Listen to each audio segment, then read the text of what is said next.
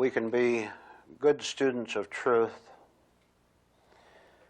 we can begin to understand what life is all about and what we are all about. We can see, if you're real honest now and watch things carefully, you can see that truth is not going to please you. Look how eager we are, searching around, trying to find human beings who will approve of us, who will be pleased with us, who will pat us on the shoulder and say that you're okay, I'm okay, and you're okay. We're looking for approval. Now, look at the jolt you're going to get. If you are really a good student, you're going to get the jolt of seeing that when you come to a place like this, you're not going to get pleasing answers. To the contrary, you're going to get answers that are going to jolt you, that are going to make you displeased, that are going to make you, very often, and with many, many people, in fact, millions of people, going to make you want to run away. First of all, then, realize that truth is not going to operate as your friends do. And it's not going to be easy on you as you are easy on yourself. Therefore, you can have hope in that, because it's going to treat you different from the way anyone else treats you or the way you treat yourself. And aren't you delighted? Or are you? Don't you see the necessity, the absolute necessity for something entering into your life and telling you, look, if you want to continue the way you are and making it easy on yourself and deceiving yourself, all right, that's your choice. But if you're tired, if you don't want to live with your present self anymore, then begin to listen to something higher than what your mind is telling you all day long. You can search your memory. You can search your memory for answers to life all your life, and you'll never find a single one. You can search your memory to find an answer to your business problem, to a problem in repairing the roof. You can search your mind for that. Have you ever noticed, however, that it can never do a single thing for you spiritually? When you understand the limitation of your intellect, of what you call your usual mind, when you see that, that is the beginning of the invasion. That's the beginning of the open door to you solving problems by dissolving the self that caused them. Listen to that. See, you're trying to solve problems. You'll never do it. You have never done it. You've never solved your problems. They come back with double the force the next day. Because the very person who is trying to solve them is the person who has created them. And you're looking back inside your memorized self and saying, please help me. It's like one lost man out in the desert asking another lost man to save him. Do you understand how close we're getting to actual human conduct and behavior? All right, we've reached a certain point where we say, I've searched my mind, I've searched my memory, and I do it every day. I've done it 1,000 times a day, and all I get is a feeling of increased danger. And every time you get this feeling of increased danger, you do the wrong thing with it. You run around in society, and you demand more money down at work, and you raise prices. You wander around this world as if it has the answer. When are you going to wake up? I'll tell you when. You'll start to wake up when you absolutely give up. Now there's a phrase called unconditional surrender. Think about that. Unconditional, no strings attached, no holding back, just giving up because you know that's the only thing you have left to do that makes any sense at all. Who are you now consulting to solve your problems of loneliness, of jealousy, of problems of pressure, of stress? Who are you consulting? You know very well who you're consulting. You're consulting your own level, whether it's inside your own foggy mind or consulting other people who are just as in the same fog you are, and you both fall into the ditch. Well, we're talking about having certain intelligent attitudes toward the truth. And here's another one that you can begin to use as a good student.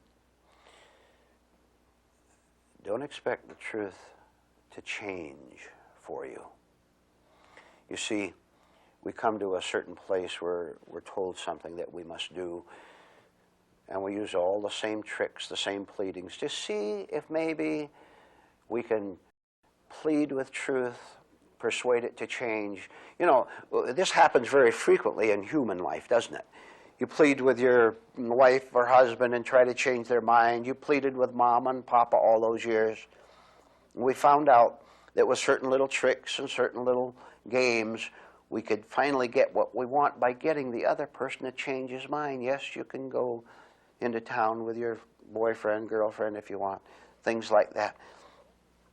And we have a habit of thinking that everything should be treated this way.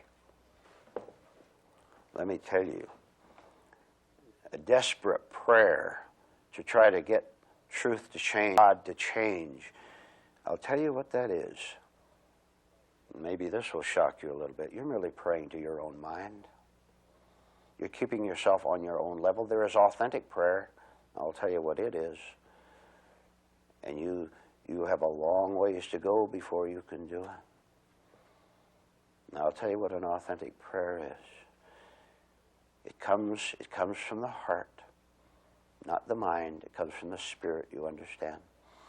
It comes from the depths inside of you that says, I don't know what's going to happen to me as a result of asking God for help. I don't know what's going to happen to what I call me as a result of asking God for help, but I'm going to do it anyway. Most human beings don't do that. They've got themselves right in the center of it. They think they can change truth's mind. They think they can get special privileges. And they even call themselves special people in the eyes of heaven. And I want you to know, and you listen to what I'm telling you, if you want a chance to be different, I want you to know that truth does not answer any prayer, any pleading, any request that comes from a human intellect, because it is not on that level. It has nothing in common with it. Now look, haven't you noticed that all your attempts to change yourself, to be different, to really be in control and command of yourself, haven't you noticed that it doesn't work? Well, it hasn't worked. That's why you're here now. It doesn't work. Haven't you noticed that all your vows to change, to be different, to not be so angry, haven't you noticed that you can't make it stick? Remember I told you, mentioned earlier about the man lost in the desert, and he asked another man lost in the desert how to get out of the desert? It doesn't make any sense at all, does it? Why don't you be more intelligent and wait for the explanation? You know what that means? To wait for the explanation means to become, listen to this phrase, please, it'll be very helpful to you, means to become inwardly passive. Look, you know, you just sit back in life, instead of rushing around, doing all the foolish things you now do, getting all the excitements you now get. You stay home sometime, and you sit back and you relax. And you do not go out to seek the answers out into the world, because you've at least dimly understood that they're not out there. So you stay home, and you sit down on your couch, and you just watch how your mind whirls around. And you see that you can't even stop the whirling mind. All right, fine. You see that you can't do something. That is great. That's a start.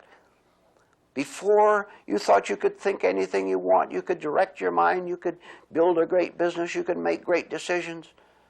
Sometimes you sit down on your couch all alone there and watch how out of control you are. And you stick with that for month after month and year after year. And I will tell you that the higher explanations, the higher facts will gradually, slowly, but very definitely and very beautifully begin to come toward you. You'll begin to see a change in how you think toward yourself, how you think toward life. And you will see that one of the most valuable, believe me, one of the most valuable facts that you ever picked up about yourself was to see, listen to this please, was to see how foolish you had been up to this point in your life. Oh, of course, it's hard on the vanity to see that. We all resist anything that exposes our folly. But wouldn't you face it all in order to get rid of the daily torment and the fakery and self-deception? Look, you are not hiding it from yourself. Oh, you can kid the whole world.